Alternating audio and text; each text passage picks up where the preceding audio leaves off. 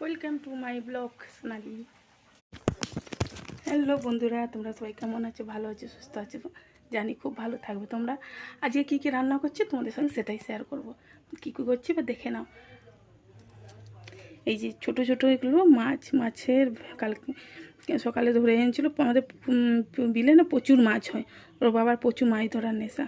এই যে মাছ, ছোটো ছোটো মাছ অনেক রকম ধরা হয়েছে আজকে। আচ্ছা, এটা সেই ছোটো ছোটো পুঁটি মাছ। আর এখানে একটু গেঁড়ি আছে, গেঁড়ি আর নিনুয়া আর আলু দিয়ে করব। নিনুয়াটা কি তোমাদেরকে সেটাও দেখাচ্ছি। এখানে আছে কই মাছ, আর এটা আছে ছোট ছোট মাছগুলো।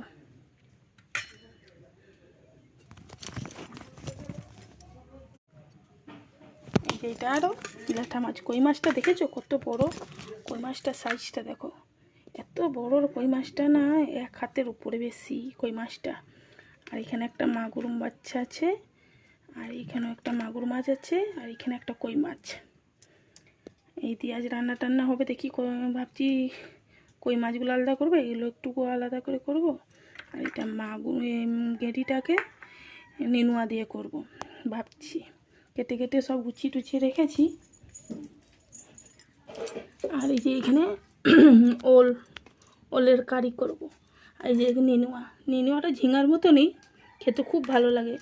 এই যে এরকম নেনুয়া অর্ধেকটা কেটেছি তরকারি করার জন্য, অর্ধেকটা রেখেছি পুড়ে খাওয়ার জন্য। পুড়ে খেতে না খুব সুন্দর টেস্টি লাগে, এত ভালো লাগে বলার বাইরে। এই উনুনেই করবো ভাবছি। আজকে তো স্কুল নেই, ভাবছি কাঠ আছে অনেক, উনুনেই করবো। আজ উনানেই সব তরকারি হবে। আর এই যে আলু গেঁড়ি দেখালাম, আর এই যে নেনুয়া ঝিঙার মতনই স্বাদ, খেতে খুব সুন্দর। আলু নেনুয়া আর গেঁড়ি দিয়ে করবো। এখানে আমার রান্না কমপ্লিট হয়ে গেছে। আর আজকের মাছের অনেকগুলো পদ রান্না হয়েছে, দেখেছো কতগুলো পদ রান্না। এই কই মাছের একটা তরকারি হয়েছে, এখানে গুগলি বড় বা গেঁড়ি বড়, এটা জন্য নেনুয়া দিয়ে করেছি। এগুলো ছোট মাছের ঝাল করেছি, এটা ল্যাঠা মাছের মাখা যেটাও ঝাল। আর এখানে ওলের কারি। সব কিছু রেডি হয়ে গেছে রান্না টান্না। এখন খাওয়া দাওয়ার টাইম হয়ে গেছে, ওদেরকে সবাইকে খেতে দেবো। ওর বাবা ছেলে সবাই চান টান করে চলে এসছে। আর এইখানে সেই বলেছিলাম না নিনুয়াটা, ওইটা পুড়েছি।